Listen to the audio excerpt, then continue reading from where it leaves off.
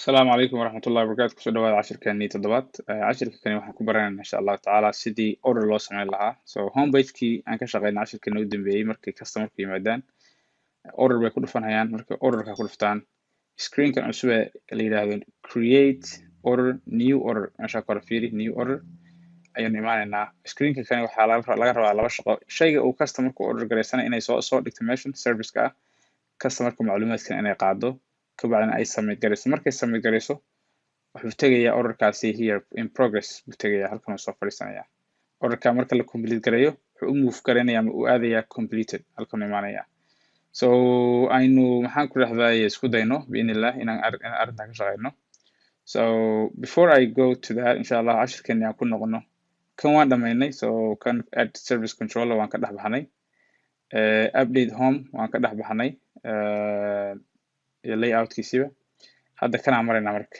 add order controller add database new order ku dar intaas hadda maraynaa insha allah so ila socda biidnillah projectii ku noqo folderkaada controllerka right click ku dheh so right click waxaad dhahdaa add waxaad dhahdaa marka controllerka waxaad u bixisaa orders empty way of course orders u bixi and then add orders there.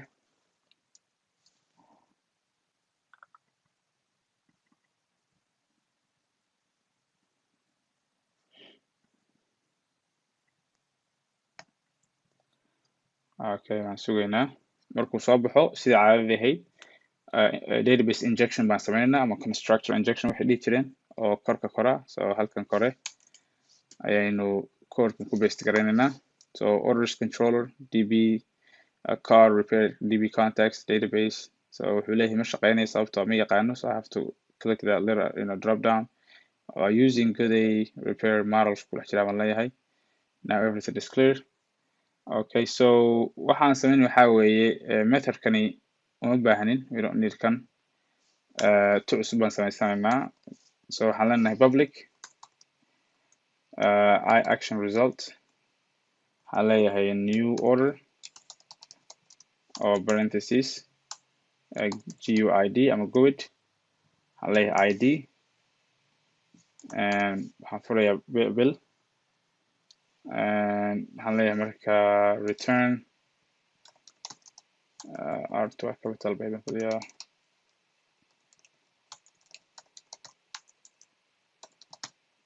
return view intaasaan leeyahay laakiin sheekada kow ma joogto new orderkan wuxuu u baahan yahay serviceka waxa la order garaysanhayo shayga ah ay dhigiisu u baahan yahay suu databaseka uga soo raadiyo because shay aan jirin ama aanan haynin ama naga dhamaaday in la dalbado ma rabno so waxaan leeyahay okay the first thing you need to do go to the database create a variable service databaseka add service table add find ID-ga lagu siiyey ee soo hel okay waxaan check garanayaa haddii serviceku ever yahay meaning databasekeena kuma jiro waan ka weynay waa inaan error soo saaro dhahno productiga ma taalo so if service is null return no found service not offered sida ama wuu naga dhamaaday whatever aan dhihi karno okay ka bacdi haddii markaasi uu servicekii uu jiro oo uusan haleysnayn waa inaan sameyno wax la yidhaahdo view model so hadda beriga hore waxaad baran jirteen everything was modelka laakiin hadda waxaan rabaa arrin cusub oo hal class ama hal screen ayaa waxaan rabaa inay laba shay isku yimaadaan haddaan dib u noqdo screenka markaan ku dhufto order screenka new order ah ee soo bixi doonto waxay ka bacdi laba shaqo haysaa tableka la yidhaahdo services waxay ka keentay producting la yidhaahdo service haddana table kaloo la yidhaahdo orders ama custom ordersna waxay tusaysaa formkii halkan ah so laba table bay hal screen isku keentay si ay taa u suurta gasho waa inaan sameyno wax la yidhaahdo view model so projectigaada ayaa waxaad ku sameynaysaa folder cusub la yidhaahdo view model ayaad dhahaysaa class cusub ku dar la yidhaahdo new class waxaad ku dartaa customer order la yidhaahdo ku dar enter dheh customer order-kan view modelka ku jira wuxuu qabanayaa laba shaqo. Waa class caadi ah, so property saddexan ku daraya, saddex property baan ku daraya, insha Allah waad arkaysaan. Okay, saddexda property waxaa waaye waa kuwan. waa service ID-ga horta ruuxa order gareysanayo, service-kan model ku jira, service-ka la order gareysanayo detailskiisii oo kana log waa kan macluumaadka sida mileage-ka, cost-iga, all that stuff. What else? Iyo customer-ka waxa order gareysanaya macluumaadkiisa oo asna customer-ka waa kan. See, waa customer-ka macluumaadkiisii, service-ka la order gareysanayo iyo ID-giisii. Waa intaaba very simple. So ID-ga waxa la order gareysanayo, waxaa la order gareysanayo macluumaadkiisii iyo customer-ka macluumaadkiisii. So marka intaa dhammaysid halkan imow meeshan hadda aan joogay ayaa waxaan leenahay create new customer order. So new customer order inaan sameyno waaye based on macluumaadkii aan haysanay ee ahaa database ka imaan hayay. So codekan halkan ku paste kale. So look, waxaan sameeyey var customer order, new customer order. xaguu ku jiraa buu ku leeyahay, waxaan leeyahay wuxuu ku jiraa view modelka. Service ID wuxuu lamid yahay ID-gii in la siiyey. Service-ka laftiisa wuxuu lamid yahay database-ka midkaan ka keenno kan ahaa. Customer-ku waa new baan leeyahay, new customer way. Waa very simple. So ID-gii waa kan la siiyey ee ka imaan hayay button-ka marka lagu dhufto. So button-kii isaga ahaa xaggan jiray. waa kan right here marka saa dhag loogu siiyo kaas wuxuuna siinaya ID. So ID-gaasi waana midkaa kor soo fadhiisanaya. Look, meesha kore midkaa soo fadhiisanaya way. Waa new order and then /ID. So ID-gaas xagga laga soo pass gareeyay aan database ka soo helay, and then detailska ama macluumaadka kan ahna waxaan leenahay waa kan service. Formkan eberka ah ee hoose waa new customer. Waa formkan ya, waa new customer. Wanaa waxba kuma jiraan, waa eber. Okay, then customer-kii cusbaad samaysay u dib database-ka customer order eh. Okay, waa dhammaaday kan, waa very simple. waxaan tegayaa new order, right click baan leeyahay, add data view, waxaan leeyahay yes ku dar.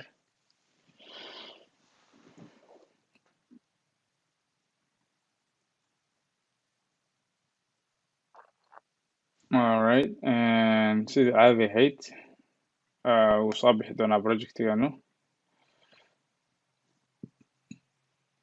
Sugeynaa wax yar.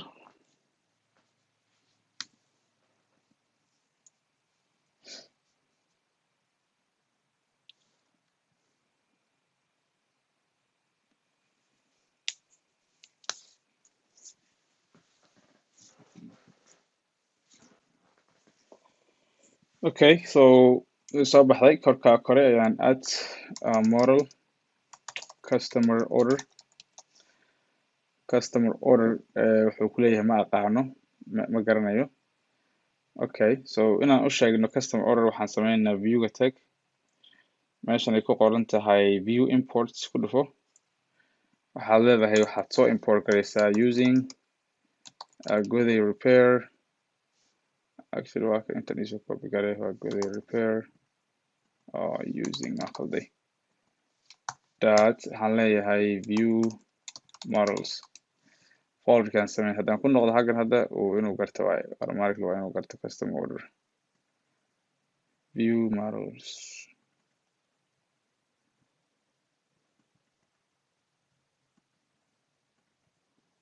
Okay, bal iska xidh haddana dib usoo fur.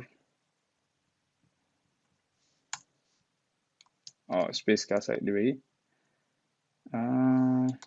View model. Okay, s ma lahayn, view model, sorry. Alright, kaas hadda wuu gartay, waa ka baxday errorkii. Kan iska tirtir. Code-ka marka aan soo paste copy garayn doono ayaad ku paste garaynaysaan meeshan, aad ka copy garaynaysaan. waa kan marka aad idin fudeeyo si aad u fahantaan sida caadiga waxyaabahan waad ku wareereysaan. So I'm just gonna make it simple. Make it simple here. Okay, make it simple.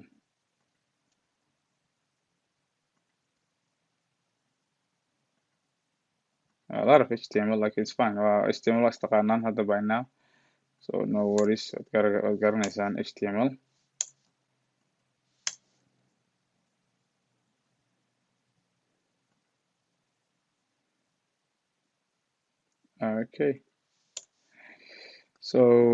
Okay, so let me delete waxyaabahan one by one. waxaa weli ha qoranaya suga aniga, and I will explain waxyaabahan insha Allah.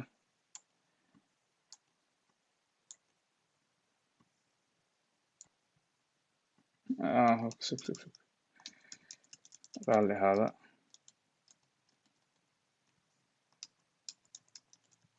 si ka fudud baan idin sheegay insha Allah. So kow waxaa sameynaysaan div kore oo la yidhaahdo container fluid ayaad qoraysaa. markaad qortid ayaa waxaa dhex gelinaysaa formka waa kan. I'm going to delete this formkaas. formka waxaa siinaysaa action new order, methodkiisu waa post. formka dhexdiisa ayaa waxaad ku qoraysaa this one HTML hidden for service ID baad ku qoraysaa, spaceka iska ballaarso. dhexdeeda ayaa waxaad ku qoraysaa hal row oo kana waxyaalihiisuga aan iskula laabo kuwan dhan.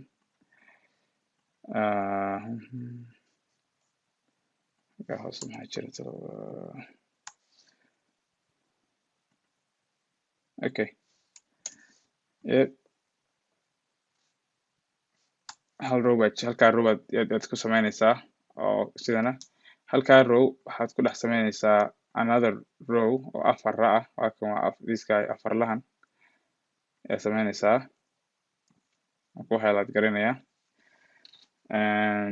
waa product informationkeedii. sawirkan dheer waa kii isaga ahaa, so I don't want to really waxaan leeyahay no image. okay, intaasaad qoraysaan. sawirkaas online-kan service image halkaasuu ku egyahay. kaa markaad dhammaysid hoostiisa hal div oo kale oo eber ah oo 4 ah ayaad gelinaysaa. hoostiisa ayaa waxaad ku qoraysaa div kaloo 3 la ah. waa kan ila soco, iska boos kale video dhamee. kaa markaad dhammaysid ku kaloo 3 column waa kan. saddexdani waxay ka dhigan yihiin kuwan. kan waa 3, kan waa 3, kan waa 3, kan waa 3, 3 lagu dhifto 4 waa 12. kan 12 wuxuu ahaa 4 iyo 4 iyo 4. so kan waan kasoo duubnay, kanna waa kan eberka ahi 4taana waxaan u gelinay kuwana xaggan aaday, kuwan halkan yoolaa xagga aaday haddana 4taa gelinay. so I just have to verify magarat. waa kanaan ka hadlaya this guy 3 iyo 3. okay, this guy another waa 3. kan waa emailkii. waxaa ku dhiman 3 kale oo phonekii ah. waxaa ku dhiman 3 kale oo ah mickii and modelkii. 3 kale oo model ah. 3dii kale oo year ah. iyo ugu dambeyn 4 oo offset 4 ah oo ah buttonkii isaga ahaa ee submit ama go back. okay, bal intaas samee aan tijaabino inay shaqeynayaan in kale. so refresh bal inoo dheh pagekeena si yaala meeshan.